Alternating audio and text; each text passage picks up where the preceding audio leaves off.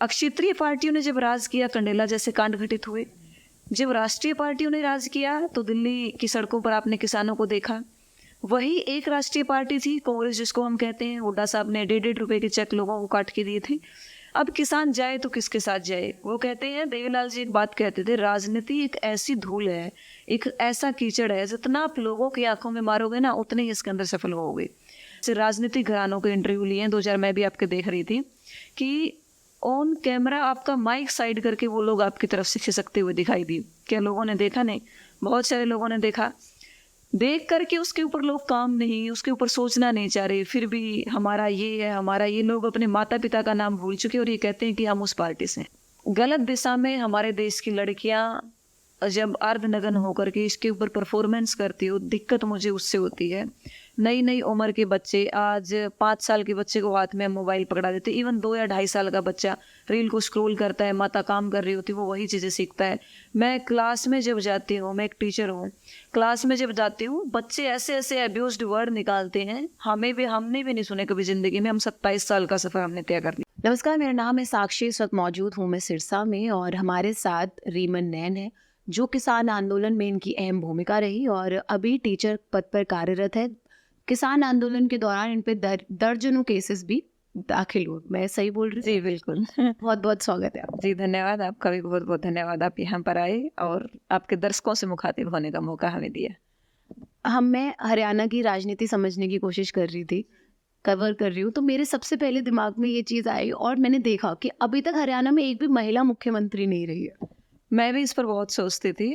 Even जब मैंने JBT के अंदर एडमिशन लिया था, जब मैं शिक्षक बनने की ओर अग्रसर थी, तब एक सवाल मेरे सामने आया था। जैसे ही मैं हरियाणा के मुख्यमंत्री की लिस्ट पढ़ने लगी, तो आज तक हरियाणा के अंदर कोई भी महिला मुख्यमंत्री नहीं है। उसका सबसे बड़ा कारण मैं यही मानती हूँ, जब कोई भी महिला थोड़ा सा बाहर निकलने की कोशिश करती है, सबसे पहले तो उसको महिलाएं ही नहीं निकलने देना चाहती।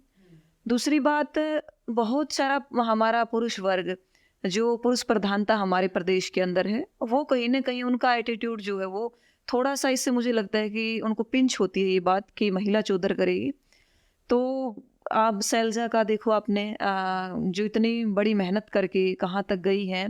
दूसरा, हरियाणा के अंदर हमारी सुषमा स्वराज थी। एक एक पार्टियों की हम जहाँ बात करते हैं, कभी भी चौटाला परिवार से किसी भी महिला को इतना आगे नहीं आने दिया गया। जब साख टूटती हुई नजर आई, तब जाकर के इनको थोड़ा सा मैदान में कूदने के लिए बोला गया है और ये कूद रही है। तो हमारे देश की जो पुरुष प्रधानता है, हमारे प्रदेश का जो हाल है, उस पर आँच ना आए, इसीलिए महिलाओं को बिल्कुल बैकफुट पर रखा जाता है। स्पेशली इन हरियाणा, यहाँ पे लेडीज बात भी करने के लिए इतनी इजीली मतलब नहीं बात करती हैं। और मैंने देखा कि जैसे अभी जब चुनाव है तो वोट भी वो जो घर वाले बोलेंगे वही सोच कर दे के आने का। जितनी मेरी बातचीत उनसे, वो कहेंगे हाँ जो घर वाले बोलेंगे उसी को हम वोट दे आएंगे। नहीं, अभी तो बहुत ज़्यादा बदलाव इसके अंदर आया है मुझे लगता है, और रही महिला बोलने के लिए तैयार नहीं है, इस पे मैं थोड़ा सा आपको रोकना चाहूँगी।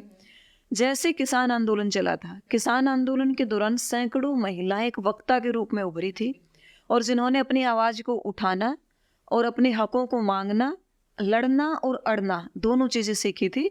और आज भी उन्होंने, कईयों ने इंडिपेंडेंट पर्चे भरे थे एमएलए के लिए, कईयों ने दूसरे लोगों को समर्थन भी दिया है, कईयों ने लोगों को बहुत बड़ी बड़ी पार्टियों से ये कहलवाया है कि हमें टिकट दीजिए, और उनको मिली है। बहुत बड़े बड़े धुरंधर लोगों को छोड़ के उनको मिली है। तो ये तो हम नहीं कह सकते महिलाएं बोलने के लिए तैयार नहीं है। जैसे आप जो बोल रहे हैं, ये मैंने किसान आंदोलन में देखा, बहुत महिलाएं बढ़ चढ़ कर आ गए, जिन्होंने बातचीत की, जिन्होंने मुद्दे रखे, भाषण हमने सुने, ये सब देखा। लेकिन जो ग्राउंड रियलिटी है, ये कुछ महिलाएं हैं जो सामने आई, लेकिन जो बाकी परसेंटेज ऑफ विमेन है जो घर से बाहर जैसे अभी भी घूंघट में ही निकलती है, मैं उस महिला की बात कर रही हूँ, उस धरातल स्थिति की बात कर रही हूँ। क्योंकि जब मैं गाँव में गई तब मैंने देखा, ऐसा नहीं है महिला बात नहीं कर रही है, लेकिन वो इतनी हेजिटेशन है उनमें कि वो खुलकर नहीं बात कर पा रही है।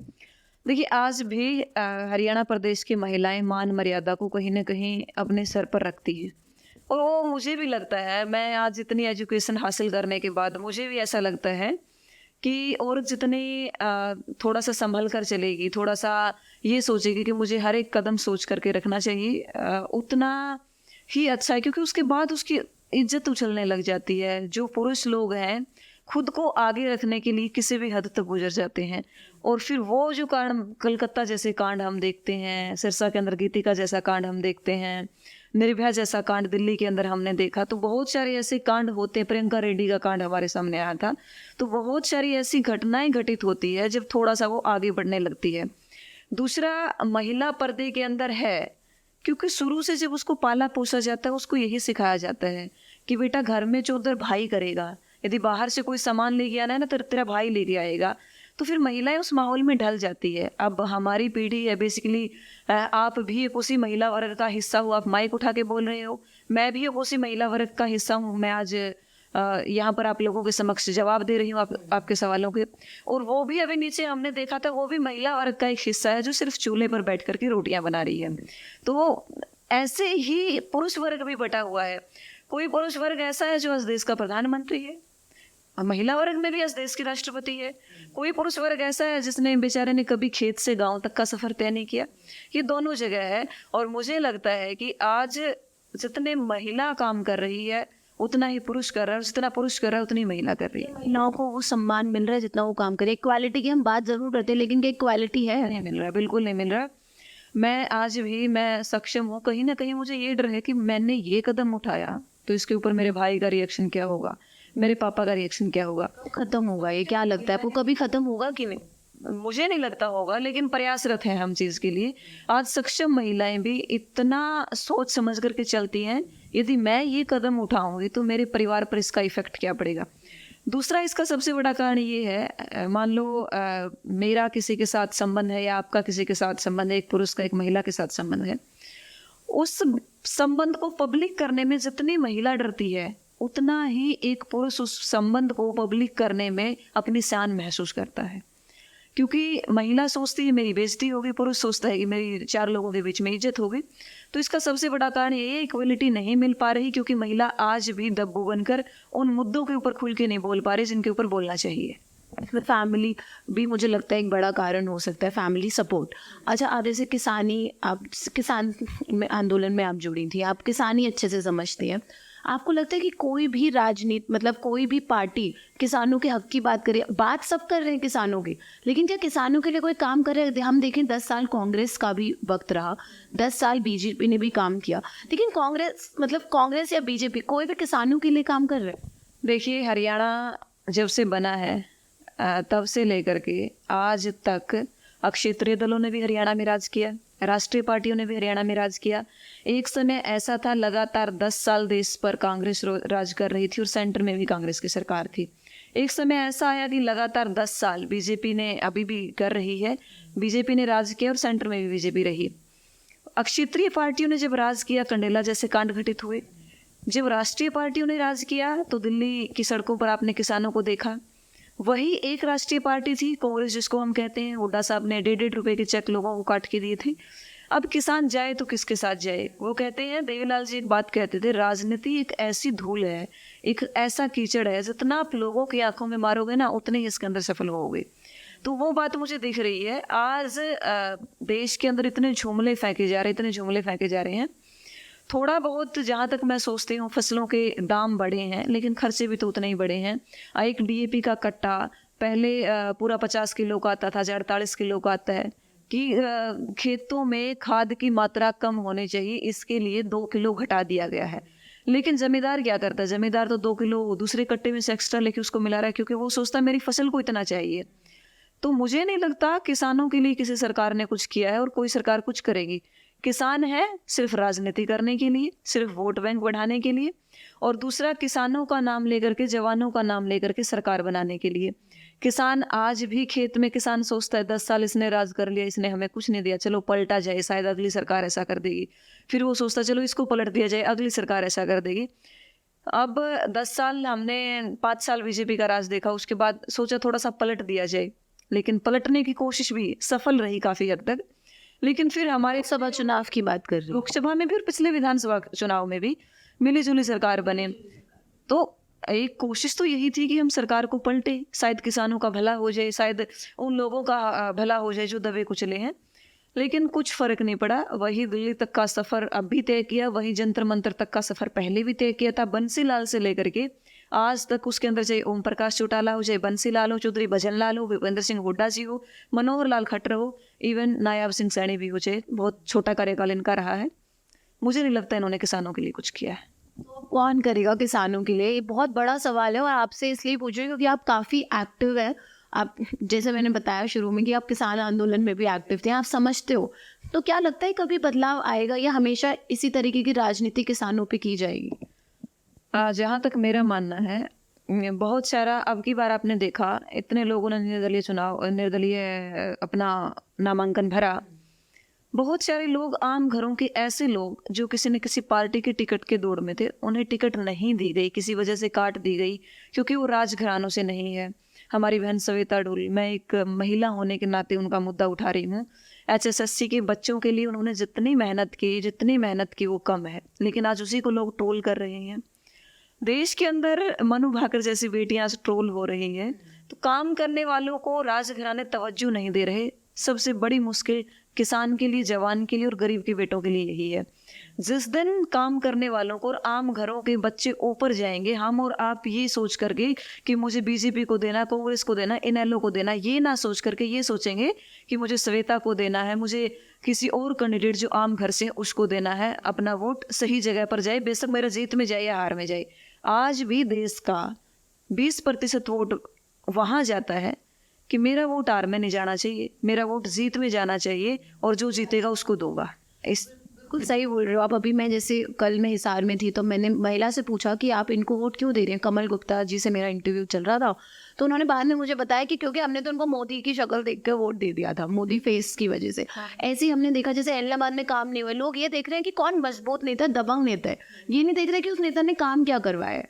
लाइक मैं कहीं भी गई, मैंने देखा कि काम नहीं हुए, उसके बाद भी उनको लगातार क्यों जताया जा रहा है। तो उसके पीछे ये सोच सामने आई क्योंकि वो दबंग है, उनके पास पैसे हैं।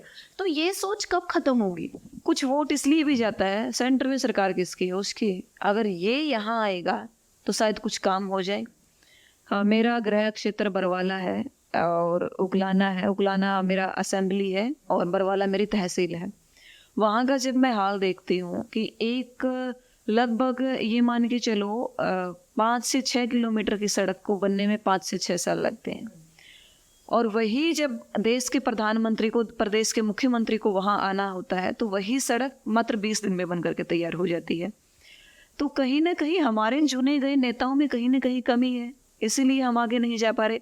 रही बात कि हमने मोदी को देख करके वोट दिया था, नो डाउट बहुत लोकप्रिय नेता रहे हैं हमारे नरेंद्र मोदी जी। उन्होंने इंटरनेशनल लेवल पर बिल्कुल हमें एक, वो कहते हैं ना, ग्लोबलाइजेशन हमारे देश का उन्होंने किया। और जैसे इंदिरा गांधी जी हुए थे, उस टाइम इतना सोशल मीडिया का दौर भी नहीं था। चलो हम कह देते हैं कि अपने कामों को दिखा रहे हैं। इंदिरा गांधी जी जब थी, या तो हमारे देश को इंटरनेशनल पहचान तब मिली थी, या नरेंद्र मोदी या इंटरनेशनल पहचान तब मिली है।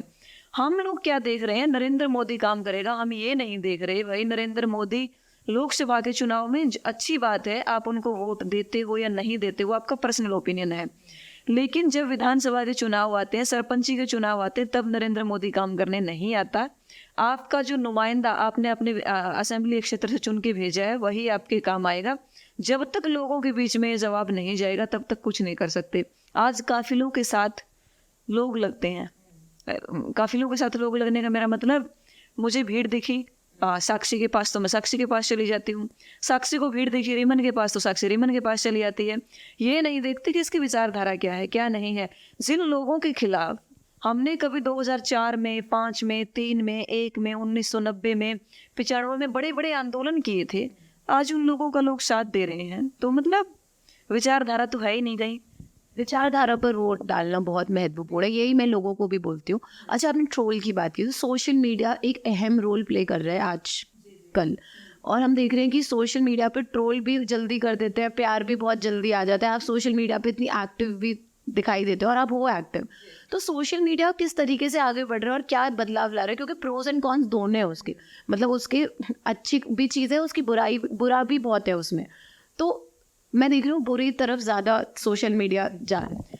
देखिए, आज सोशल मीडिया का जब हम यूज़ करते हैं, मैं भी पर्सनली बहुत ज़्यादा यूज़ करती हूँ, शायद मुझे थोड़ा सा लगाम लगाना चाहिए, मुझे भी ऐसा महसूस होता है। लेकिन मैं जब भी कंटेंट डालती हूँ तो मेरा कंटेंट मेरे ख्याल से मुझे कोई ये नहीं कह सकता कि आपने क्यों डाला। गलत दिशा में हमारे देश की लड़कियां जब अर्धनग्न होकर के इसके ऊपर परफॉर्मेंस करती हो, दिक्कत मुझे उससे होती है। नई नई उम्र के बच्चे, आज 5 साल के बच्चे को हाथ में मोबाइल पकड़ा देते, इवन 2 या 2.5 साल का बच्चा रील को स्क्रॉल करता है, माता काम कर रही होती है, वो वही चीज़ें सीखता है। मैं क्लास में जब जाती हूँ, मैं एक टीचर हूँ, क्लास में जब जाती हूँ बच्चे ऐसे ऐसे अब्यूज्ड वर्ड निकालते हैं, हमने भी नहीं सुने कभी ज़िंदगी में। हम 27 साल का सफ़र हमने तय कर लिया। तो बच्चे समय से पहले बहुत कुछ सीख रहे हैं जो उनके लिए बहुत ज़्यादा खतरनाक है। उनका ध्यान एकाग्रत नहीं होता, वो एक जगह टिक के नहीं बैठ सकते। हम क्लास में पढ़ा रहे होते हैं, उनके दिमाग में क्या चलता है वही इंस्टा रील, कभी कोई गाना गा रहा होता है।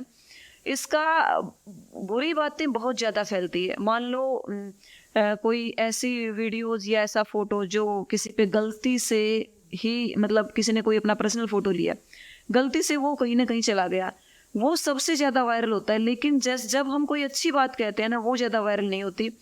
मैं भी ये मान के चलो, जब हम कोई बुरी चीज़ देखते हैं ना, स्किप करने की बजाय लोग ये देखते हैं कि इसमें आगे क्या होगा, क्यूरियोसिटी उनकी बनती है। अच्छा इसलिए है कि आज तुरंत हमारे बीच में चाहे सीमा पार कुछ हो रहा है, सीमा के अंदर कुछ हो रहा है, बहुत जल्द हमें खबरें।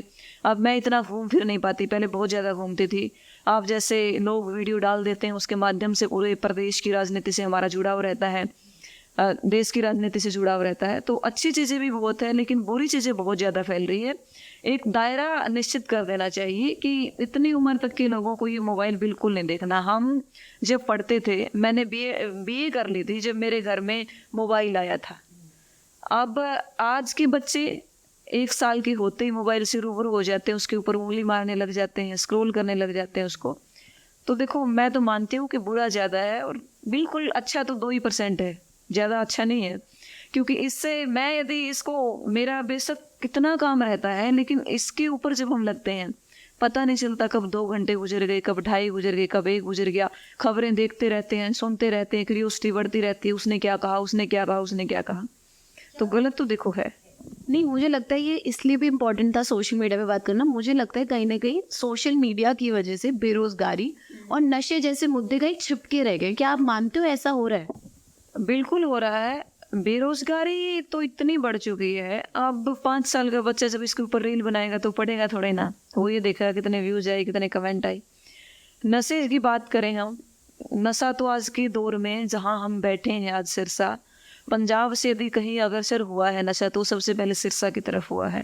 और ये तो गढ़ है। आज मैं भी 8 बजे के बाद सिरसा में बाहर गलियों में नहीं जाती, मैं कभी मार्केट में नहीं जाती, ये सोच करके, क्योंकि हर रोज़ आए दिन ऐसे ऐसे केसेस हम न्यूज़पेपर के अंदर पढ़ते हैं कि आज फला जगह पर इस हालत में बच्चा मिला, आज पटरी पर चिपका हुआ मिला, आज रोड पर चिपका हुआ मिला, उसके ऊपर तेजाब फेंक दी, उसको उसने पकड़ लिया, उस बेटी को उठा लिया, पता नहीं चलता।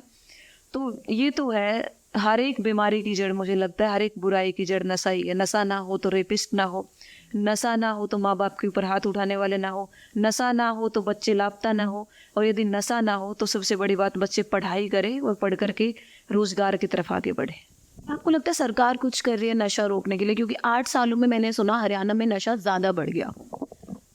देश के अंदर कोरोना काल था, आपने देखा होगा, बहुत सब कुछ बंद था, लेकिन ठेके फिर भी खुले थे।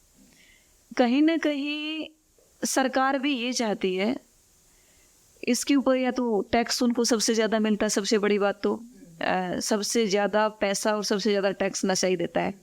आज किसी तस्करी वाले को पुलिस ने पकड़ लिया, सीधा पुलिस ये कहती है या तो इतने करोड़ रुपए दे या इतने साल की सजा, और वो उसको देता है। ये एक रोजगार बना रखा है, हर एक डिपार्टमेंट ने, कहूँ मैं, सरकार ने भी एक रोजगार बना रखा है। तो सरकार यदि अच्छे से पेश आए, सरकार बिल्कुल बैन इनके ऊपर कर दे, तो मेरे ख्याल से किसी की इतनी हिम्मत नहीं है कि नशा बढ़ जाए। सरकार शायद बैन नहीं करना चाहती। नहीं करना चाहती सरकार तो कभी, जो सरकार होती है, हालांकि पहले हम कहते थे पंच परमेश्वर, जब पहले कहानियाँ पढ़ते थे, लेकिन आज ये देखते हैं कि इनकम सोर्स कहाँ से हैं। बड़े बड़े विश्वविद्यालय खोलने की बजाय, स्कूल खोलने की बजाय, आज इतनी बड़ी बड़ी रिश्वत दे करके लोग क्लब खोल रहे हैं। सबसे ज़्यादा रिश्वत यदि कहीं आपको देनी पड़ती है ना, तो जब आप किसी क्लब का लोकार्पण करते हो उसके लिए आप रजिस्ट्रेशन नंबर लेके आते हो, उसके लिए आपको देनी पड़ती है। सबसे बड़ी आप यदि रिसर्च करके देखोगे तो आपको इस चीज़ का पता चलेगा। क्लब खोलना गलत मानते हैं आप? मैं बहुत गलत मानती हूँ। क्यों? वहाँ अब मैं यहाँ बैठी हूँ बाहर, हमारे घर वाले क्या सोच रहे हैं, लड़की अच्छी जॉब कर रही है, सिरसा में बैठी है, लेकिन वहीं कहीं न खुदा ने खास्ता भगवान ना करे मैं मेरे को ये चस्क लग जाएगी। आप देखना 18-18 साल की लड़कियाँ आज क्लब में जाकर के डांस कर रही है, फिर उनकी वीडियो आती है। हमारे हिसार का तो आज सबसे बड़ा उदाहरण है सोनाली फोगाट जी। आज कहाँ है? इतना बड़ा कैरियर, इतना बड़ा नाम हमारे प्रदेश का, इतनी बोल्ड लेडीज जिसको हम मानते थे, लोगों के बीच में जाकर के बड़े बड़े लोगों को चप्पल तक उसने लगाई, थप्पड़ तक उसने लगाई, और आज वो क्लब में जाकर के किस हालत में पड़ी मिली थी हमें, हम सोच सकते हैं। देखिए जैसे हिसार हरियाणा की हम बात करें, ये जो वेस्टर्न कल्चर अपना लिया गया है भारत में, चाहे क्लोथ्स हो, ये क्लबिंग हो या फिर पार्टीज हो, ये तो कल्चर अपनाने वाली बात हो गई। ये तो जिसको पसंद है वो कर सकता है, जिसको नहीं पसंद वो ना कर। नहीं देखो, मैं आगे कदम रखती हूँ कब? जब मुझे रास्ता दिखता है। रास्ता कौन दिखाता है? परमिशन देने वाले। परमिशन कौन देता है? Government of India. गवर्नमेंट तो एक कल्चर लेकर आ रही है ना, जैसे लोग बाहर से जब इंडिया, फॉरेनर्स या इंडिया आए तो उनको भी मतलब ऐसा कोई कल्चर मिले कि वो यहाँ आए, टूरिस्ट आए बेसिकली, राइट? आप देखिए, टूरिस्ट जब आते हैं ना, बहुत बड़े बड़े नाम हमारे देश के अंदर, बहुत बड़े बड़े ऐसे होटल हैं जो उनको ऐसा एटमॉस्फेयर देते हैं। मुझे नहीं लगता कि सिरसा जैसे, हिसार जैसी सिटी में इन बड़ी बड़ी चीज़ों की कोई ज़रूरत है। वे चीज़ की ज़रूरत है हरियाणा, हिसार, सिरसा जैसी। ना, हिसार सिरसा में ज़रूरत है। आप ऐसे ऐसे इंस्टीट्यूट लेकर के आइए। डाइटें सरकार ने बंद कर दी। एक गरीब घर का बच्चा मात्र 2200-2300 रुपये में जेबीटी करता था, डीएड करता था, टीचिंग की अच्छी जॉब लेता था, आज वो बंद है। सरकार ने सरकारी कॉलेज जिसमें डीएड की जाती थी सारे बंद कर दी, सारी डाइट बंद कर दी। आज उनका नामो निशान तक नहीं है। कोई बच्चा यदि जेबीटी भी करना चाहे ना, 2 साल की, उसको फीस से कम 70 से 80 हज़ार रुपये देनी पड़ती, तब जा कर के वो एक डीएड का कोर्स कर पाता है। एक गरीब घर का बच्चा इतनी फीस पे कर देगा? बताइए, नहीं कर पाएगा। आज ज़रूरत है उन डाइट्स को खोलने की। आज मॉडल संस्कृति के नाम पर 200-200 रुपये सरकारी स्कूल के बच्चों से फीस ली जा रही है।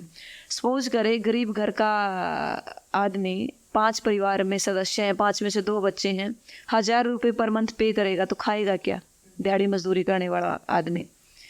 तो आज ज़रूरत है दोबारा से स्कूलों को वही 7-8 रुपये महीने की जो फीस लगती थी वो करने की। डाइट एक बहुत बड़ा मुद्दा है। जैसे अच्छे स्कूल, जैसे आप यहीं रहते हो, आप हरियाणा के हो, स्कूल बंद भी किए गए। मैंने स्कूल में आज बैठी हूँ, इस स्कूल का यदि आप एटमॉस्फेयर देखेंगे अपने एंट्री करते हुए आपको पता लगा होगा। एजुकेशन यदि अच्छी मिल जाए, मैं कहती हूँ शिक्षा और चिकित्सा 2 चीज़ों पर काम कर लो, बाकी किसी चीज़ पर आपको काम करने की ज़रूरत नहीं है। ये 2 अच्छी, स्वास्थ्य और हमारा आईक्यू लेवल अच्छा है तो देश के अंदर सब कुछ अच्छा है। फिर आपको विकास का नारा लगाने की ज़रूरत नहीं पड़ेगी, इंसान अपना विकास खुद कर सकेगा। शिक्षा की जब हम बात करते हैं, चिकित्सा, जैसे अभी मैं सुन रही थी डबवाली जब मैं गई, मैंने देखा वहाँ पे अच्छे हॉस्पिटल्स नहीं है, लोगों का नहीं है। यहाँ के लोगों ने गुड़गांव जैसे सिटी में जाकर के मेदांता जैसे हॉस्पिटल्स दिए हैं, लेकिन सिरसा का कोई उद्धार नहीं हुआ। अब नॉर्मल यदि हमें अपने चेकअप करवाने पड़ जाए तो हम हिसार की तरफ भागते हैं। पता चला बीकानेर ट्रेन जाती है जहाँ पे जाते हैं कैंसर पेशेंट्स अपना इलाज कराने के लिए। और हम स्कूल्स की भी अगर बात करें तो स्कूल्स हैं क्या यहाँ पर ऐसे जहाँ पे बच्चा जाए और अच्छी स्कूल की शिक्षा उसे मिल सके? लेकिन क्योंकि इतनी ग्राउंड रियलिटी मुझे स्कूल को लेकर नहीं मिली। आप एक टीचर हैं, आप बेहतर बता पाएंगे। देखिए, जो माहौल बच्चों को स्कूल में मिलना चाहिए वो प्रोवाइड हो जाता है आराम से। मतलब अब शिक्षक अपनी जिम्मेदारी समझने लगे हैं, लेकिन जब हम समाज में निकलते हैं, कम्युनिटी में निकलते हैं, गवर्नमेंट स्कूल में किसके बच्चे? हमारा स्कूल तो गवर्नमेंट स्कूल से थोड़ा सा हटके है। थोड़ा सा हटके इसलिए है क्योंकि हम जिस स्कूल में बैठे हैं वो एक सेंट्रल गवर्नमेंट की चैन है जिसको मिनी इंडिया बोला जाता है। और इसके अंदर यदि एडमिशन होता है, लॉटरी बेस्ड एडमिशन होता है, उन्हीं बच्चों का एडमिशन लिया जाता है जो गवर्नमेंट प्रेफरेंस उनको दी जाती है। जो गवर्नमेंट एम्प्लॉय है उनके बच्चे हमारे पास आते हैं। हमारे पास बच्चे आते हैं ठीक ठाक आई के लेवल के। मैंने पुलिस लाइन का थोड़ा सा एनालिसिस किया, उसके बाद मैं थोड़ा सा कीर्ति नगर की तरफ बढ़ी, तो मैंने वहाँ पर देखा शिक्षक बाकायदा मेहनत कर रहे हैं, लेकिन कम्युनिटी की तरफ से रिस्पॉन्स नहीं आ रहा। बच्चे कॉपी नहीं लेकर के जाते, बच्चे प्रॉपर यूनिफॉर्म में नहीं जा पा रहे हैं, पेंसिल टीचर अपने अपने पास से पैसे दे दे करके उनको पेंसिल दे रहे हैं, रबड़ दे रहे हैं। तो कहीं ना कहीं जो ये फीस मॉडल संस्कृत स्कूल करने के बाद फीस का सिस्टम हुआ है, इससे एजुकेशन स्टैंडर्ड लो हुआ है, अपनी हुआ। अच्छा, स्कूल भी बंद हुए ना कुछ अभी हरियाणा, मर्ज किए गए हैं स्कूल, किए गए। इसलिए किए गए हैं, वो उसके लिए हम सरकार को दोषी नहीं ठहरा सकते। वो मर्ज इसलिए किए गए हैं, मान लो मैं जिस स्कूल में पढ़ा रही हूँ, इस स्कूल में 30-40 बच्चे हैं और मेरे पास जो स्कूल है उसके अंदर 200-300 बच्चे हैं। तो 200-300 बच्चों को उन 30-40 बच्चों के साथ मर्ज करना कोई ज़्यादा बड़ी बात नहीं है। वो बंद नहीं किए गए, स्कूल मर्ज किए गए, स्टाफ को कहीं ना कहीं रखा गया है और बाकायदा ये लिखा गया है कि जब स्कूल में बच्चों की संख्या ज़्यादा हो जाएगी तो वैसे वैसे किलोमीटर के हिसाब से इनका एक दायरा होता है कि 1.5-2 किलोमीटर में, 5 किलोमीटर में 8वीं तक का स्कूल होगा, 10 किलोमीटर में फिर 12वीं तक का स्कूल होगा। तो वो दायरा निश्चित किया गया, उस दायरे में उनको दोबारा खोला जा सकता है किसी को। अच्छा, जैसे गवर्नमेंट ऑफिशियल्स खुलकर बात नहीं कर पाते, हम देखते हैं पुलिस और आर्मी और टीचर्स, बट आप इतनी खुल के बात कर पा रही है, क्या कारण है उसके? देखो, हमारा जो खून है ना, वो हम ऐसे परिवार से निकले हैं जिसने हमें ये सिखाया है कि बिना काम लड़ना नहीं और हक पर हमेशा अड़ना। हम ये मानते हैं कि जितना खुल के बोलेंगे हमारी सोच भी उतनी विकसित होगी। अगर हम खुल के बोल रहे हैं तो लग रहा है कि हाँ, हम अपनी एजुकेशन का फ़ायदा उठा रहे हैं, हम अपनी एजुकेशन का ठीक से यूटिलाइज कर पा रहे हैं। अगर हम ही नहीं बोल पा रहे तो फिर हमारी शिक्षा का क्या फ़ायदा? फिर तो अनपढ़ पढ़े लिखे बराबर हो जाएंगे। शिक्षा, सबसे पहले एक शिक्षक का रोल क्या होता है? खुद जागरूक होना, दूसरों को जागरूक करना। खुद ही जागरूक नहीं होंगे तो दूसरों को जागरूक नहीं कर पाएंगे, बोलेंगे नहीं तो लोग सुनेंगे नहीं तो शिक्षा कैसे ग्रहण कर पाएंगे? कुछ लोग ये होते हैं, उनको सरकार का दबाव होता है, हाय हमारी नौकरी चली जाएगी। मुझे लगता है मुझे वो दबाव नहीं है। मैं सोचती हूँ ये चली जाएगी और मिल जाएगी, मेहनत के दम पर यहाँ तक आए हैं, आगे चले जाएंगे। जी, धन्यवाद हमसे बात करने के लिए। रीमा नैन हमारे साथ थी, इनसे बातचीत करना ज़रूरी था। एक तो टीचर है और शिक्षा, चिकित्सा, और यहाँ हरियाणा में रहती है, किसान आंदोलन में भूमिका अहम थी। तो इनसे हमने खुलकर उन चर्चाओं पे बात की जो शायद कोई पॉलिटिशियन बात करने से घबरा रहे थे। अच्छा, एक और सवाल मैंने देखा कि पॉलिटिशियंस काफ़ी नाराज़ हो जाते हैं जब उनसे सवाल बात लेने की कोशिश करो, उनसे बातचीत करने की कोशिश करो। ये लोगों को भी नज़र आ रहा है, लेकिन फिर लोग उनको वोट भी देते हैं। देखिए, आप किसी की दुखती रग पे हाथ रखोगे तो परेशानी तो होगी ना। आप ऐसा सवाल उठा रहे हो कि आपने उस सन में वहाँ पर किसानों को मारा था और आप आज किसान के ऊपर वोट मांग रहे हो, तो उनको अच्छा लगेगा? तो उसके पीछे कारण ये है ना कि लोग, भारत में स्पेशली, लोग बहुत जल्दी भूल जाते हैं कि पहले क्या होता है। किसान आंदोलन भी क्या इतना, आपको लगता है इतना महत्वपूर्ण रोल प्ले कर रहा है इस विधानसभा चुनाव? इफेक्टिव नहीं है, बिल्कुल नहीं है। आज भी मैं आपके ऑन कैमरा ये कहती हूँ, यदि मिली जुली सरकार बने तो वही गवर्नमेंट आएगी जो पहले थी। कोई बहुमत प्राप्त कर गया तो कर गया, अदरवाइज मिली जुली सरकार बने, मैं मानती हूँ 20% भी काम नहीं कर पा रहा। किसान आंदोलन, पहलवान आंदोलन, दूसरा 2016 का वो जाट आरक्षण, किसी ने कोई काम नहीं किया।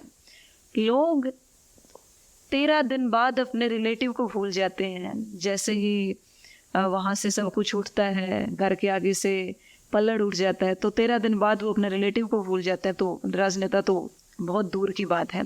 दूसरा, लोग ये सोचते हैं फलाना निकम्मा है, वो भी निकम्मा है, अरे कम निकम्मे को चुना जाए। अब दौड़ में कौन है? वैसे तो ये देखो, हर एक असेंबली से 20-20, 15-15, 14-14, 16-16 कैंडिडेट्स उठे हुए हैं। लोगों से पूछ लो, कांग्रेस का फलाना, इनेलो का फलाना, बीजेपी का फलाना, चौथे का नाम नहीं बता पाएंगे लोग। क्यों नहीं बता पाते? क्योंकि शिक्षा की कमी है।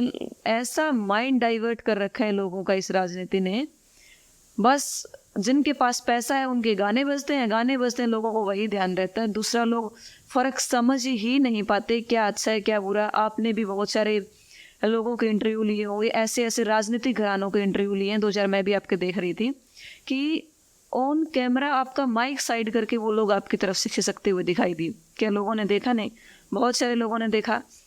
देख करके उसके ऊपर लोग काम नहीं, उसके ऊपर सोचना नहीं चाह रहे। फिर भी हमारा ये है, हमारा ये, लोग अपने माता पिता का नाम भूल चुके और ये कहते हैं कि हम उस पार्टी से हैं। नहीं, लोगों को सपोर्ट तो दिखा मुझे, लेकिन वो कमेंट सेक्शन में देखा, जब मैं वहाँ थी मैंने लोगों से बातचीत करने की कोशिश की, लेकिन सामने कोई नेता के कुछ नहीं बोलने को तैयार। नहीं बोलता, सोचता है ना कि भाई बड़ा आदमी है, पता नहीं क्या कर देगा। और जब तक ये हम दब्बो बन के रहेंगे ना, बड़ा आदमी है पता नहीं क्या कर देगा, खुद बड़े कभी नहीं बन पाएंगे। भाई अगर आपको गलत लगता है तो टक्कर सामने से लीजिए, पीठ पीछे कहने का कोई फायदा नहीं है। धन्यवाद हमसे बात करने के लिए। और क्या राय है आपकी कमेंट सेक्शन में प्लीज़ बताइएगा। और ये इसलिए ज़रूरी था इम्पॉर्टेंट इंटरव्यू क्योंकि हम बात करना चाहते थे, समझना चाहते थे हरियाणा की राजनीति को एक महिला द्वारा।